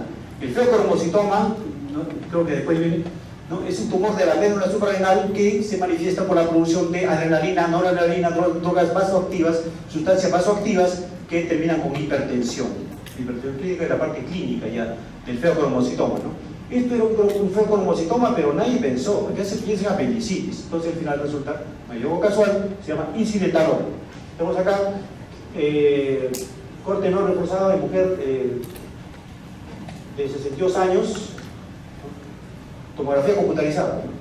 De 62 años, acá tenemos una imagen, masa de 3.6 cubierto durante la tomografía por malestar abdominal consistente en adenoma córtico suprarrenal, la misma adenoma, córtico de la corteza. Sus hormonas séricas estaban normales, pues ya dijimos que puede haber adenomas que tengan función y otros que no producen, ¿no? Está todo normal, pero hay tumor ahí, podría con el tiempo convertirse en cáncer. Seguimiento con estudios hormonales e imágenes cada 6 meses. O sea, se le va a seguir porque después puede hacerse funcional. Pero acá la idea es que se cubre de casualidad y nadie no tiene ningún síntoma. Presión arterial normal, no hay nada para pensar en Cushing ni nada, ¿no? Pero se encontró. La última, acá, la tercera. La tomografía reforzada con contraste, aquí tenemos otra imagen más grande, una tremenda masa acá, ¿no? La suprarrenal. En mujeres de 27 años con enrojecimiento de cara, diarrea y elevación urinaria, de 5-hidroxidoracético, de 24 horas más heterogénea, se hizo la paractomía. Entonces cualquiera pensaría que esto es justamente un feocromocitoma, porque tiene los síntomas estos de hipertensiones, ¿no? Enrojecimiento de la cara, o sea, crisis hipertensivas, ¿no? Diarrea, elevación de urinaria de 5-hidroxidoracético, ¿no? Para sospechar un problema de la médula suprarrenal. Toda la clínica hace pensar eso, le hacemos una redundancia, encontramos una cosa diferente que no tiene nada que ver con eso, ¿no? La masa al final es un carcinoma adrenocortical, un cáncer. Ese cáncer no tiene por qué producir esos síntomas, ¿no? O sea, el hallazgo es un incidentaloma, cuando no tiene que ver con el enfoque diagnóstico hacia el problema suprarrenal. En AIMB tenemos acá el tumor, ¿no? Varón de 63 años con historia de cáncer de colon, masa de 1 centímetro de diámetro en la suprarrenal izquierda, acá, una masa pequeña. 3 meses después la masa de 3 centímetros, creció una masa, sugiriendo carcinoma metastásico, ¿no? Una pequeña masa, ¿no? Entonces también ahí no se pensaba nada de eso, es un incidentaloma. Queda la duda, pero después en un estudio, un control, se encuentra que sí está creciendo y es la metástasis del cáncer de colon, pero no se enfocó el diagnóstico ahí en este estudio y entonces queda como el catálogo como incidentaloma.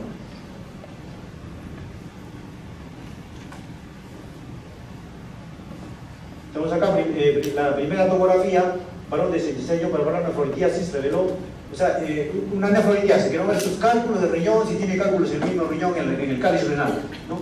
Reveló incidentalmente masa suprarrenal derecha, una masa que hasta la masa pequeña, creció derecha, en panel C, panel D, 2 años después, se puede hacer un control, su hipertensión primaria controlada por una droga, ahora requiere 3 horas, o sea, es un feocromocitoma. Tenía hipertensión, pero nadie sospechaba eso, ¿no? Entonces se evaluó por nefrolitiasis, o sea, el problema es que tiene cálculos, tiene dolores en los riñones, ¿qué cálculos tiene? Y se encontró un tumor, ¿no? De la médula, feocromocitoma, causante de hipertensión. Nadie sospechó eso, ¿no? Entonces queda como incidentaloma. Mujeres de 9 años muestra ligero engrosamiento de la adrenal derecha, ¿no? 2 años después, masa de 8, carcinoma suprarrenal no funcional. Un carcinoma, ¿qué significa un carcinoma suprarrenal no funcional? Nadie lo sospechó tampoco porque no aumenta las corticoides, no produce corticoides, algunos sí lo producen. Este carcinoma no producía, no había sospecha de carcinoma ni nada, problema endocrino, ¿no? Y se le hizo un estudio por otras causas, ¿no? Y se encuentra este ligero engrosamiento, nadie le llama la atención, pero es un incidentaloma, ¿no? Donde el diagnóstico quizá tendrá que cambiar, tendrá que enfocarse, pero hay que tener idea el concepto del incidentaloma, que es una cosa actual, porque la suprarrenal se encuentra con frecuencia cosas que no se ve, que no se manifiesta de forma normal con sintomatología, ¿no? Crecimientos pseudotumorales originados en la médula, otros crecimientos pseudotumorales pueden ser la hiperplasia misma, ¿no? De la misma médula, neuroblastoma, y el feocromocitoma, ¿no? El feocromocitoma es la neoplasia de la médula, el neuroblastoma, un tumor muy frecuente relacionado en los niños, ¿no? El neuroblastoma es un tumor de origen genético generalmente, con la falla de una de los inhibidores de los tumores estos, pero que se manifiesta también en los niños más frecuentemente y también puede actuar a nivel cardiovascular. Aquí tenemos el neuroblastoma, ¿no? Extrarenal. Lo característico del neuroblastoma es esta imagen, ¿no? En nidos, formación de nidos o rosetas cerca de la roseta de Hopkins, ¿no? O empalizada de estas células de origen neuronal, ¿no? Y el feocromocitoma es la enfermedad más frecuente, más importante relacionada en la médula o en la médula de la suprarrenal, ¿no? Puede ser originada, como ya dijimos, esta glándula no solo está en la médula, sino puede estar a lo largo, de forma paralela de toda la columna vertebral. La médula puede estar en varios lugares distribuida, ¿no? Entonces puede originarse ahí o en la misma médula. ¿Qué ocurre? Este tumor puede secretar epinefrina, norepinefrina o ambos. O sea, sustancias vasoactivas por las cuales van a dar una manifestación de hipertensión, de crisis hipertensivas bruscas, ¿no? Con el enrojecimiento de la cara, con flush y pues calma, pues vuelve, porque es relacionada a un cuadro hormonal. La enfermedad hipertensiva, ¿no? De origen renal, la esencial, la presión es continua, es una presión mantenida, continua, porque el problema ya está establecido. la hipertensión por el feocromocitoma está relacionada a la secreción hormonal, nada más que eso. O sea, es la respuesta a la secreción de epinefrina y norepinefrina. Por lo tanto, es muy irregular, ¿no? Entonces tiene sus crisis hipertensivas, con enrojecimiento, de crisis hipertensivas y vasculares, ¿no? Entonces la manifestación clínica de linfocito maligno puede ser maligna en algunos porcentajes, ¿no? Bilateral, extrarenal y en los niños, ¿no? Un feocromocitoma es más probable que en los niños es más probable que el feocromocitoma sea originado a neoplasia endocrina múltiple, ¿no? El tipo 2 es un grupo de enfermedades relacionadas con las glándulas endocrinas. Tenemos acá los lugares de producción, la mayoría se van a producir dentro de la suprarrenal, 54 acá, 59% acá, todos suprarrenales, pero tenemos acá una gran cantidad de casos que pueden también originarse acá en estos lugares paravertebrales, ¿no? de la corteza suprarrenal, el feocromocitoma, ¿no? Acá tenemos la formación, ¿no? del tumor de la médula, ¿no? Productor de las hormonas y que se va a manifestar por todo este cuadro de presión arterial y este tipo vascular. Tenemos acá imágenes, ¿no? De la parte electrónica, los nidos productores de esta hormona, los nidos de Zellweger, característicos acá. Entonces, estas agrupaciones, ¿no? Arriba de células son vasos prominentes, se conoce como nidos de Zellweger, características del tumor cuando es microscópicamente, para detectar, para decir que esto sí se trata de un feocromocitoma microscópicamente, ¿no? También se relaciona con la neoplasia endocrina múltiple, para un porcentaje, sobre todo en niños, ¿no? Otro problema aparte ya de las neoplasias endocrinas múltiples son este tipo de neuromas, la mucosa en la lengua, cosas un poco más raras que se asocian con feocromocitoma. Para gliomas centroadrenales son la presencia de tumores benignos, ¿no? A nivel de los ganglios relacionados también con la médula, porque la médula se distribuye por los ganglios paravertebrales, ¿no? Para el tracto carotídeo, ¿no? Esta es la parte diferencial de las endocrinopatias asociadas a la suprarrenal. Tenemos, ¿no? Exceso de glucocorticoides. ¿Cómo se traduce con síndrome de Cushing? Que lo podemos ya para terminar al final, ¿no? Síndrome de Cushing es el exceso de corticoides. ¿Cuál puede ser la causa? Adenoma suprarrenal, carcinoma suprarrenal o hiperplasia. Las tres cosas: hiperplasia y la suprarrenal. La deficiencia de corticoides, o sea, la deficiencia de glucocorticoides, paciente que no tiene aldosterona, ¿no? La enfermedad de Addison, destrucción de la glándula esta, tuberculosis, una causa frecuente, adrenalitis autoinmune, hemos dicho antes, ¿no? Que causa autoinmune y que destruye la médula. Causa más rara es daño cortical y el espíritu hemorrágico, incluyendo la corteza. Y el exceso de mineralocorticoides, ¿no? El exceso de lo que se llama la aldosterona, va a producir un incremento, ¿no? Por hiperplasia lobular bilateral, adenoma secretor de aldosterona y carcinoma secretor de aldosterona. Y la deficiencia de los corticoides, ¿no? Es una enfermedad de Addison y también puede ser lo que hemos dicho en la niña que genera esto, el niño que tiene el síndrome vasculirizantes, la deficiencia de 21-hidroxilasa. Ya dijimos que la deficiencia de 21-hidroxilasa va a hacer que disminuyan los corticoides y también la aldosterona. Es un cuadro para comparar diferentes patologías. El síndrome de Cushing básicamente es la manifestación, ¿no? En realidad ya hemos visto que el síndrome de Cushing, a diferencia de la enfermedad de Cushing, ¿no? El síndrome de Cushing se debe al exceso de corticoides producidos por la glándula suprarrenal, como una causa no hipofisial. Si la hipófisis es el causante, si la hipófisis es la que estimula, por un adenoma hipofisial, estimula la suprarrenal para que produzca corticoides, si es la hipófisis la que estimula, entonces eso se llama enfermedad de Cushing. Pero si la hipófisis no es la causante de este estímulo exagerado de corticoides, un adenoma, una cosa diferente que no sea la hipófisis, ya se conoce como síndrome. Síndrome de Cushing es la manifestación clínica, ¿no? Del hipercorticismo, del incremento de los corticosteroides en la sangre, los que son producidos en la zona fascicular. Cushing puede descubrir este síndrome, ¿no? Aquí tenemos las tres zonas, la orbital superior, fascicular y reticulada. Entonces, básicamente por los corticoides, los glucocorticoides se producen aquí en la zona fascicular, ¿no? El exceso de esos corticoides da lugar al síndrome de Cushing, ¿no? La causa prioritaria es la hiperplasia suprarrenal bilateral. O sea, crece esta glándula, ¿no? Puede ser estimulada por la hipófisis, ¿no? Pero el defecto primario básicamente es un adenoma, un tumor que produzca corticoides, ¿no?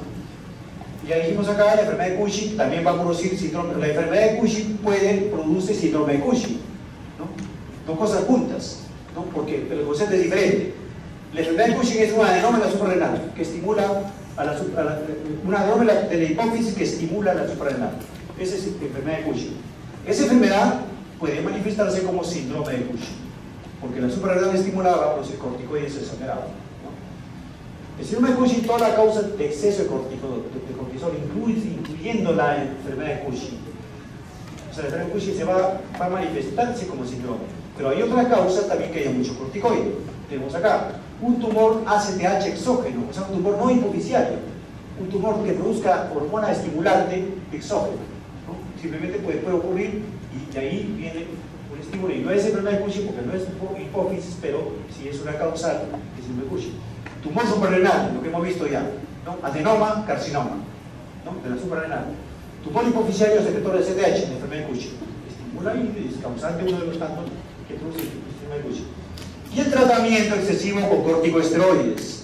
O sea, si un paciente recibe corticoide, al final tiene mucho corticoide y el efecto en el organismo se llama síndrome de Cushing, ¿no? Tumor ACTH ectópico, o sea, un tumor que produzca estímulo, que estimule a la suprarrenal, que no sea la hipófisis, tumor hipofisiario, hiperplasia suprarrenal bilateral, ¿no? Sí, los signos o sea, todo esto termina con una hiperplasia suprarrenal.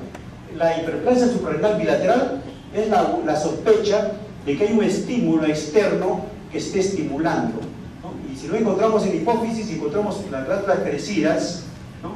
Y la hipófisis no tiene adenoma, tenemos que buscar dónde está el causante de este estímulo. Dónde hay un tumor en otra parte del cuerpo que no sea la hipófisis, porque estamos viendo que están crecidas y hay corticoides elevados. Los signos y síntomas pueden estar presentes según el segundo grado o puede haber una alcalosis hipopotasémica. Acá tenemos el carcinoma broncogénico cerebral pequeño, lo que dijimos al comienzo. Ese carcinoma produce ACTH, ¿no? Produce ACTH, estimula a la suprarrenal, crecen, hay síndrome de Cushing, pero la hipófisis está tranquila, no es la causa ahí. Adenomas bronquiales, médula tiroidea. Tumor suprarrenal, ¿no? El 20-25% dan síndrome de Cushing porque hay otros que no son funcionales, ¿no? Un adenoma generalmente es unilateral, un tumor adenomatoso, una bolita que crezca ahí, que produzca hormonas, generalmente es unilateral, igualito que la paratiroides. El 50% son malignos, o sea, también el adenocarcinoma, o carcinoma de la suprarrenal, productor de corticosteroides, o sea, todo fuente de productor de corticosteroides. El tumor hipofisiario secretor de CTH es el adenoma, puede ser pequeño, ¿no? Son pequeños y también pues, causante de la tercera causa. Y la última causa es la iatrogenia.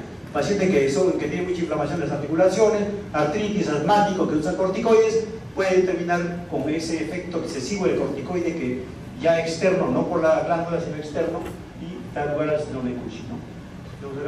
Diferentes formas, ¿no? Del estímulo que terminan al final un incremento de las hormonas corticoideas, ¿no? Acá están los síntomas, pero ya es una cosa de recordar, ¿no? Todo lo que es los glucocorticoides en forma exagerada, en forma sostenida, van a llevar a debilidad muscular, fatiga, osteoporosis, los corticoides, estrías típicas, la equimosis, por problema de la coagulación, gluconeogénesis, resistencia a la insulina, diabetes en estos pacientes, ¿no?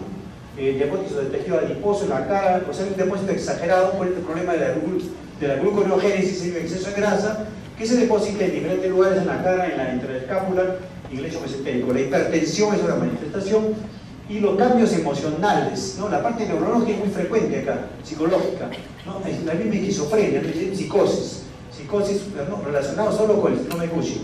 Acné, hirsutismo, todos esos cuadros androgénicos y oligomenorrea son síntomas de evidencia del síndrome de Cushing, pero la imagen típica de una obesidad centrípeta acá del centro, ¿no? Adelgazamiento de los brazos, piernas delgaditas, moretones, estrías, ¿no? Y los hombros, ensanchamiento por la parte posterior, la imagen característica del exceso de corticosteroides, ¿no? Acá la espalda ensanchada por grasa a nivel de la parte de la nuca, ¿no? La cara en semiluna, ¿no? Moretones, estrías, ¿no? La obesidad central, ¿no? Y la parte periférica de la sala, ¿no? La típica imagen de síndrome de Cushing, el problema psicológico del paciente. Y están los síntomas, los primeros tres síntomas principales: aumento de peso corporal, fatiga y debilidad, hipertensión, ¿no? La hipertensión es la condición más frecuente que uno puede encontrar en estos pacientes y hace sospechar un seguimiento que este paciente podría tener un síndrome de Cushing. el hirsutismo también, la menorrea, ¿no? Todos esos síntomas de forma progresiva, ¿no? Para decir que estamos ante la sospecha de alguna causa de producción de hormonas de corticosteroides, ¿no? Diagnóstico, hay varias pruebas de dosaje de corticosteroides, ¿no? Si uno encuentra la clínica y dosamos los corticosteroides, decimos que se trata de un síndrome de Cushing. Ahora, tenemos que saber si este síndrome de Cushing es de origen hipoficiario o es de origen o de otro origen, o sea, por ACTH o por un tumor propio de la misma glándula, ¿no? Hacemos la resonancia, hacemos los estudios propios de imagenología, también de la hipófisis para descartar enfermedad de Cushing, ¿no? El pulmón, y podemos también hacer el estímulo con el mismo corticoide. El síndrome de Cushing tiene que diferenciarse de la obesidad y de los estados depresivos. En los estados depresivos ocurren cambios también hormonales que hacen confundir con la secreción de corticosteroides, ¿no? Diagnóstico. Una de las pruebas importantes que mencioné, esto es ya un programa de tratamiento que no lo compete al concurso pero hay que hablar un poquito acá de lo que es la prueba de supresión con 1 miligramo, con 2 miligramos de dexametasona, 3 miligramos, cortisol y esta acá. En esta prueba permite diferenciar si el problema es hipoficiario o el problema es externo, ¿no? Normalmente el cortisol aumenta durante el día, demostrar si el cortisol aumenta por sustituir con la dexametasona, ¿no? O sea, si yo le doy dexametasona a un paciente la noche, una cantidad pequeña de dexametasona, ¿no? Y al día siguiente veo que aumenta, es el efecto normal, ¿no? Doy un miligramo de dexametasona a las 0 horas y el cortisol, luego al día siguiente, ¿no? Encuentro el cortisol que me aumentó por encima de los 5, es la respuesta normal, ¿no? O sea, no hay síndrome de Cushing. Si el cortisol no aumenta, los corticoides no aumentan, o sea, se mantiene por debajo de 5, significa que no ha habido respuesta, significa que estoy ante un exceso de corticosteroides, ¿no? Porque esa prednisona que le da no ha hecho ni nada, porque se ha mezclado con todos los propios corticoides que tiene el paciente y no ha hecho ningún efecto. No se nota el efecto. Si el paciente no tuviera ese exceso de corticoides dentro de la sangre, la cortisona, la prednisona que uno le da, va a ser efectiva. Va a ser efectiva, ese pequeña cantidad de miligramos que le doy en la noche va a hacer su efecto normal endocrino y al día siguiente va a producir la respuesta de subida del cortisol. Eso es normal. Si no sube, sospecho que sí. Tiene corticoides exagerados, tiene un síndrome de Cushing. Una forma de evaluar el síndrome de Cushing, perfectamente. Pero en sí, el síndrome de Cushing es la manifestación de todo lo que hemos dicho al comienzo, de la suprarrenal, de los tumores del adenoma, del adenocarcinoma, ¿no? Y también del tumor de la hipófisis que lo he visto la semana pasada, ¿no? El tratamiento no viene al caso. Ok.